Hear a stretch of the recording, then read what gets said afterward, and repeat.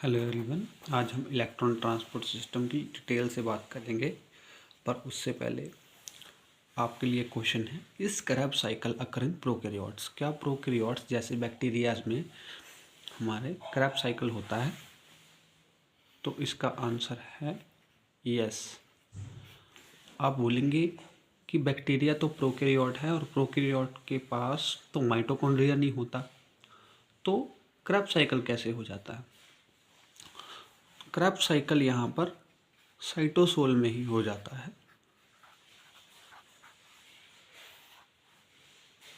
अब दूसरे क्वेश्चन की बात करें, the number of D carboxylation in glycolysis, कि कार्बन का रिमूवल कितना होता है ग्लाइकोलिसिस में, कितने number of D carboxylation reactions होती है? इसका आंसर है 0। अब बोलेंगे वे कैसे? ग्लूकोस एक 6 कार्बन कंपाउंड है, उससे 2 पाइरूवेट बनते हैं जो 3 कार्बन के होते हैं। शुरू में भी 6 कार्बन और पाइरूवेट 1 पाइरूवेट 3 कार्बन का, 2 पाइरूवेट 6 कार्बन के, लास्ट में भी 6 कार्बन, मतलब रिमूवल ऑफ कार्बन तो हुआ ही नहीं। तो रिमूवल ऑफ कार्बन को ही डी कार्बोक्सिलेशन कहते हैं, इसीलिए यह पर आएगा 0। अब हम शुरू करते हैं electron transport system. Electron transport system समझने के लिए हमको पहले complexes of electron transport system के बारे में समझ होनी चाहिए, जो इंटरनल मेम्ब्रेन ऑफ माइटोकॉन्ड्रिया में प्रेजेंट होते हैं या इनर मेम्ब्रेन ऑफ माइटोकॉन्ड्रिया में प्रेजेंट होते हैं। जो फर्स्ट कॉम्प्लेक्स ऑफ ईटीएस होता है उसका नाम होता है NADH डिहाइड्रोजीनेस। उसके नाम से ही पता लग रहा है, जो NADH से रिमूवल ऑफ हाइड्रोजन करवाता है। यहाँ पर आप देख सकते हैं कि क्या आया, NADH। तो इससे इसने क्या करवाया, इसको कन्वर्ट कर दिया NAD में, और जो 2 हाइड्रोजन हैं वो किस अंदर आ गए इस कॉम्प्लेक्स के। ऐसे ही जो कॉम्प्लेक्स 2 है जिसका नाम सक्सीनेट डिहाइड्रोजिनेस है, वो क्या करवाएगा, जो हमारा FADH2 है उसको कन्वर्ट करेगा FAD में, और 2 हाइड्रोजन इसके अंदर आ जाएंगे। आप बोलेंगे ये स्ट्रक्चर कौन सा है? यह है क्वीन। इसका पूरा नाम है यूबिक्विनोन। याद रखने के लिए हम इसे क्वीन भी बोलते हैं। तो ये 2 हाइड्रोजन यहाँ पर, 2 हाइड्रोजन यहाँ पर, ये दोनों ही यूबिक्विनोन ले लेगी। 2 हाइड्रोजन यहाँ से और 2 हाइड्रोजन यहाँ से, और हमारी यूबिक्विनोन के पास कितने हाइड्रोजन पहुँच गए? 4 हाइड्रोजन। अब हम ये सारा स्ट्रक्चर जो कॉम्प्लेक्सेस का है उसको माइटोकॉन्ड्रियल मेम्ब्रेन पर देखेंगे। ये हमारी है इंटर मेम्ब्रेन स्पेस,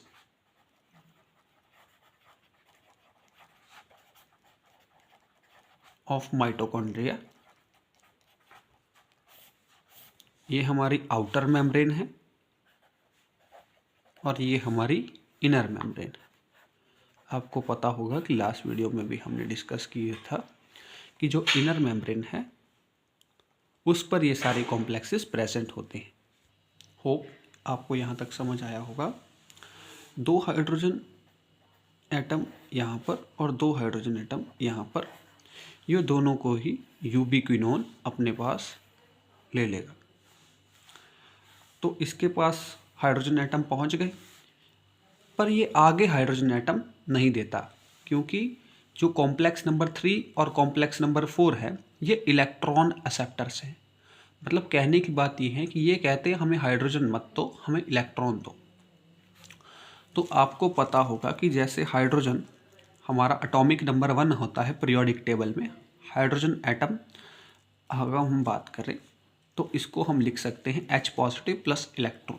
कोई भी चीज़ अगर इलेक्ट्रॉन लूज़ करती है तो उस पर पॉजिटिव चार्ज आ जाता है। जैसे हमने केमिस्ट्री के अलग अलग चैप्टर्स में पढ़ा होता है कि Na सोडियम अगर एक इलेक्ट्रॉन दे देता है तो Na पॉजिटिव हो जाता है और एक इलेक्ट्रॉन मिल जाता है। उसी तरह कि हाइड्रोजन एटम हमारा H पॉजिटिव और एक इलेक्ट्रॉन में कन्वर्ट हो जाता है। तो यूबिक्विनोन क्या करेगा, वो इलेक्ट्रॉन्स को आगे भेज देगा, पर जो हाइड्रोजन एटम है H पॉजिटिव है, प्रोटॉन है, उसको मैट्रिक्स में ही छोड़ता जाएगा। मतलब मैट्रिक्स में H पॉजिटिव की कंसंट्रेशन इंक्रीज हो जाएगी, मैट्रिक्स में H पॉजिटिव या प्रोटॉन की मात्रा बढ़ जाएगी। ये इसकी बहुत सिग्निफिकेंस है, मैं आगे आपको बताऊंगा। तो इलेक्ट्रॉन जो कॉम्प्लेक्स 3 पर जाएगा, कॉम्प्लेक्स 3 का नाम होता है साइटोक्रोम Bc1। हमारे कॉम्प्लेक्स 3 और 4 हैं, इसके अंदर Fe आयरन प्रेजेंट होता है, Fe3 पॉजिटिव में और Fe2 पॉजिटिव में, जो आपस में कन्वर्ट होते रहते हैं। जब देखिए यहाँ से एक इलेक्ट्रॉन जाएगा और इलेक्ट्रॉन के एडिशन से 3 पॉजिटिव क्या होगा, 2 पॉजिटिव में कन्वर्ट हो जाएगा। यहाँ से एक इलेक्ट्रॉन आया, यूबिक्विनोन ने दिया, तो ये इलेक्ट्रॉन क्या करेगा, Fe3 पॉजिटिव को Fe2 पॉजिटिव में कन्वर्ट करा देगा और Fe2 पॉजिटिव फिर Fe3 में कन्वर्ट हो जाएगा। इलेक्ट्रॉन आगे डोनेट कर देगा साइटोक्रोम C को।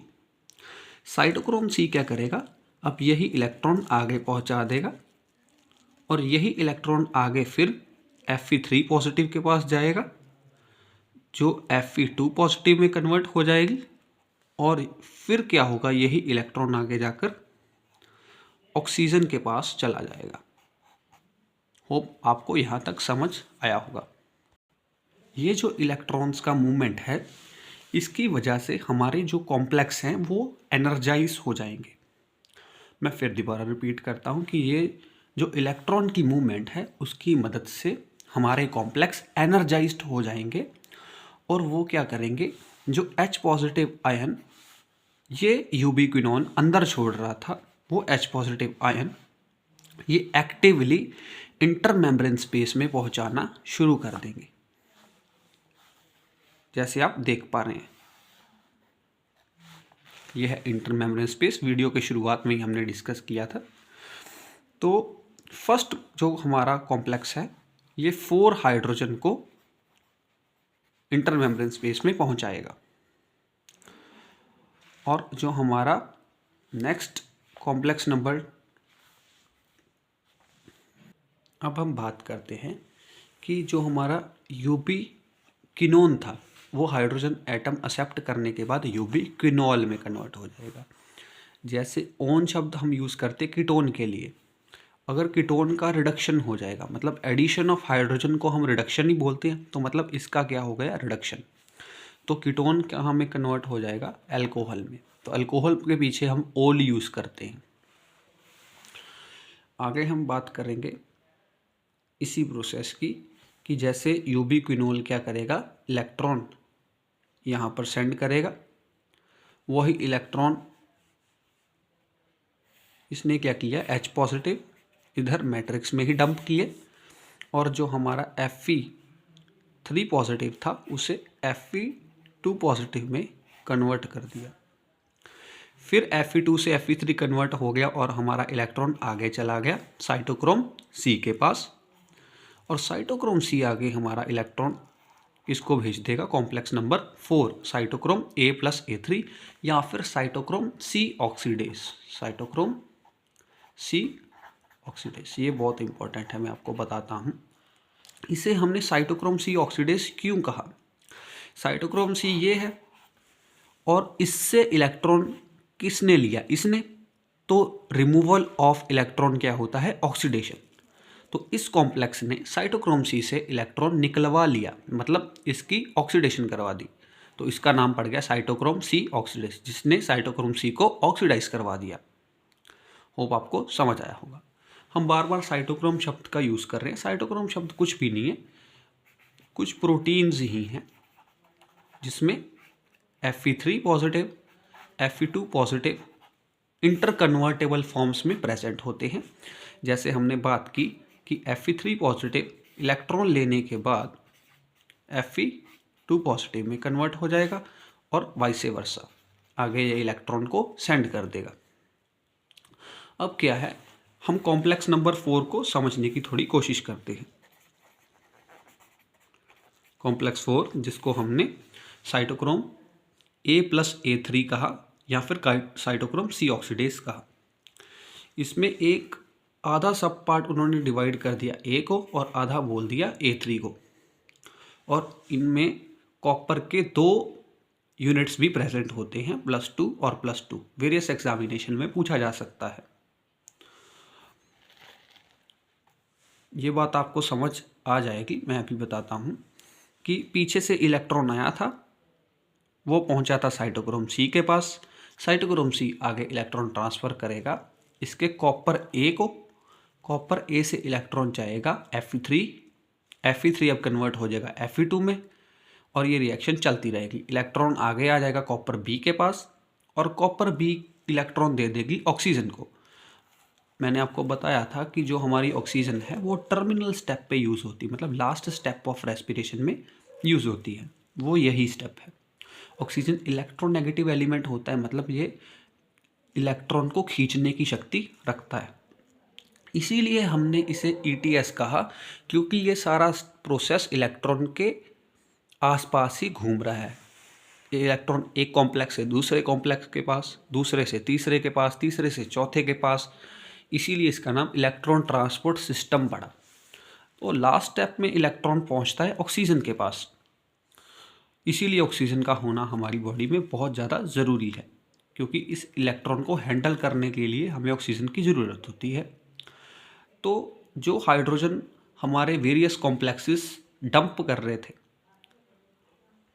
वो हाइड्रोजन पहुंच रहा था इंटरमेम्ब्रेन स्पेस में, और ये इंटरमेम्ब्रेन स्पेस में कुछ हाइड्रोजन जो होते हैं वो ऑक्सीजन के साथ कंबाइन करके वाटर बना लेते हैं। जैसे हमने लास्ट वीडियो में डिस्कस किया था कि मेटाबॉलिक वाटर थोड़ी मात्रा में हमारी बॉडी में बनता है, वो वाटर इसी प्रोसेस से बनता है कि जो ऑक्सीजन है वो कुछ हाइड्रोजन एटम्स को ले लेती है, जिससे वाटर बनता है। अब हम समझेंगे साइनाइड पॉइजनिंग को। साइनाइड पॉइजनिंग मतलब साइनाइड कहते हैं कि जहर होता है जिससे खाने से इंसान की डेथ हो जाती है। ऐसा भी क्या होता है साइनाइड पॉइजनिंग में या कार्बन मोनोऑक्साइड पॉइजनिंग में? आपने सुना होगा वेरियस न्यूज़ में कि कोई घर वाले अंगीठी बाल के पूरा कमरा बंद करके सो गए और अंदर कार्बन मोनोऑक्साइड बन गई और सुबह उनकी डेथ हो गई। उसका कारण भी यही है कि जो हमारा साइटोक्रोम A+A3 कॉम्प्लेक्स नंबर 4 है, उसकी ये वाली साइड जो है वो ब्लॉक हो जाती है, और जिससे क्या हो जाता है कि इलेक्ट्रॉन जो है वो ऑक्सीजन तक नहीं पहुंचते, तो इससे इंडिविजुअल की डेथ हो जाती है। अब हम बात करेंगे कैलकुलेशन ऑफ ATP कि हम कैसे कैलकुलेट करेंगे कि कितने ATP। जैसे हमने लास्ट वीडियो में डिस्कस किया था कि एक NADH जो है उससे हमें 3 ATP मिलते हैं, और एक FADH है उससे हमें 2 ATP मिलते हैं। ये कैलकुलेशन आई कहाँ से, इसका ओरिजिन क्या है, उसको डिस्कस करने के लिए हमें समझना पड़ेगा ये हमारा माइटोकॉन्ड्रियल नर्व मेम्ब्रेन का सेटअप है। तो इसमें यह है फर्स्ट कॉम्प्लेक्स, ये है यूबिक्विनोन, ये है कॉम्प्लेक्स नंबर 3, ये है कॉम्प्लेक्स नंबर 2, ये फिर यूबिक्विनोन, ये साइटोक्रोम C, और ये कॉम्प्लेक्स नंबर 4। अब क्या है कि कॉम्प्लेक्स नंबर 1 जो है NADH डिहाइड्रोजिनेस, वो क्या करेगा, एक बार मैं समराइज कर देता हूँ आपको सारा प्रोसेस कि NADH से NAD बना, 2 हाइड्रोजन टूटे, वो हाइड्रोजन यहाँ पहुँचे, वो हाइड्रोजन को यूबिक्विनोन ने लिया, उसको इसने कॉम्प्लेक्स नंबर 3 को सेंड किया। ऐसे ये कॉम्प्लेक्स 2 से FADH टूटे, उससे FAD बना, जो 2 हाइड्रोजन हैं वो यूबिक्विनोन के पास गए, यूबिक्विनोन ने कॉम्प्लेक्स नंबर 3 के पास भेजे। ठीक है, कुछ नहीं है लास्ट डायग्राम में, और इसमें फ़र्क ये है मैंने कॉम्प्लेक्स नंबर 3 को यहाँ बना दिया, ये इधर था ये इधर था, और कोई फ़र्क नहीं है, बाकी सारा सेम ही है। यूबिक्विनोन इधर हाइड्रोजन पहुँचा दिए, और यूबिक्विनोन आगे इसको नहीं भेजता, मैंने बताया था, क्योंकि अगले जो 3 और 4 है वो इलेक्ट्रॉन एक्सेप्टर है, इसीलिए जो हमारा यूबिक्विनोन है वो क्या करता है, हाइड्रोजन यहाँ पे डंप कर देता है, जिससे यहाँ पर हाइड्रोजन की मात्रा बढ़ जाती है और जो इलेक्ट्रॉन है वो आगे के आगे चलते रहते हैं इन सारे प्रोसेस में। जब इलेक्ट्रॉन एक से दूसरे कॉम्प्लेक्स पे पास जाते हैं तो ये जो कॉम्प्लेक्स है वो एनर्जाइज हो जाते हैं, जिसकी वजह से जो ये हाइड्रोजन प्रेजेंट होते हैं वो इंटर मेम्ब्रेन स्पेस की तरफ वो एक्टिवली ट्रांसपोर्ट करने शुरू कर देते हैं, यही कॉम्प्लेक्सेस। होप आपको यहाँ तक समझ आया होगा। तो क्या है, जो फर्स्ट कॉम्प्लेक्स है वो 4 हाइड्रोजन इसके थ्रू इंटर मेम्ब्रेन स्पेस तक पहुँचाता है, और जो थर्ड कॉम्प्लेक्स है वो भी 4 हाइड्रोजन इसकी अपने अंदर से इंटर मेम्ब्रेन स्पेस तक पहुंचाता है। यहाँ पर 4 हाइड्रोजन होते हैं, पर जैसा हमने डिस्कस किया था कि फोर्थ कॉम्प्लेक्स में ऑक्सीजन प्रेजेंट होती है। 2 हाइड्रोजन जो है वो ऑक्सीजन से कंबाइन कर जाते हैं, जिससे बनता है वाटर, और 2 ही हाइड्रोजन बचते हैं जो यहाँ से निकलकर मेम्ब्रेन के पास जाते हैं। तो हम काउंट करते हैं 4 हाइड्रोजन, 4 हाइड्रोजन और 2 हाइड्रोजन। मतलब अगर एक बार NaDH टूटा तो हमें मिले 10 हाइड्रोजन, 10 हाइड्रोजन। अब क्या है, यहाँ पर कॉम्प्लेक्स नंबर 5 होता है। यहाँ पर कॉम्प्लेक्स नंबर क्या होता है, 5, जो कुछ दिखने में ऐसा होता है, जिसमें अंदर वाली यूनिट को F0 बोलते हैं और बाहर वाली को F1। इसको कॉम्प्लेक्स नंबर 5 ATP सिंथेस बोलते हैं। तो क्या हुआ, जो इंटर मेम्ब्रेन स्पेस है यहाँ पर हाइड्रोजन की मात्रा बढ़नी शुरू हो गई। मतलब कहने की बात यह है कि यहाँ पर बहुत सारे हाइड्रोजन आयन आ गए इंटर मेम्ब्रेन स्पेस में, क्योंकि यही कॉम्प्लेक्स जो डंप कर रहे थे अंदर हाइड्रोजन को इंटर मेम्ब्रेन स्पेस में। तो क्या है कि एक NaDH अगर टूटा तो 4 हाइड्रोजन, 4 हाइड्रोजन और 2 हाइड्रोजन, मतलब 10 हाइड्रोजन आयन जो यहाँ से क्रॉस हुए। तो मैं आपको बता दूं कि एक ATP के लिए 4 हाइड्रोजन आयन अगर ये कॉम्प्लेक्स नंबर 5 से क्रॉस करें तो बन जाता है 1 ATP। 4 हाइड्रोजन आयन क्रॉस किए तो बनता है 1 ATP। तो यहाँ पर एक NaDH के लिए 4, 4 और 2, 10 हाइड्रोजन थे। 10 हाइड्रोजन को हम डिवाइड करेंगे 4 से, क्योंकि एक ATP के लिए 4 चाहिए। तो यहाँ पर अप्रॉक्सीमेटली 2.5 ATP मिल रहे हैं, जिसे हम कैलकुलेशन के लिए 3 ATP कहते हैं। अब FADH की बात करें तो FADH यहाँ है, कॉम्प्लेक्स नंबर 2 पर आता है, जिससे FAD कन्वर्ट होता है। और यहाँ पर 4 हाइड्रोजन और यहाँ पर 2 हाइड्रोजन, इससे हमारा कोई लेन देन नहीं जब FADH आता है। इसीलिए यहाँ पर 4 हाइड्रोजन और 2 हाइड्रोजन, FADH की वजह से 6 हाइड्रोजन आयंस ही आते हैं। हम इसको नेक्स्ट पेज पे साफ साफ लिख लेते हैं कि जो हमारा FADH अगर आया तो उसकी वजह से 6 hydrogen ion inter membrane space में पहुंच गए। तो एक ATP के लिए कितना चाहिए, 4 हाइड्रोजन।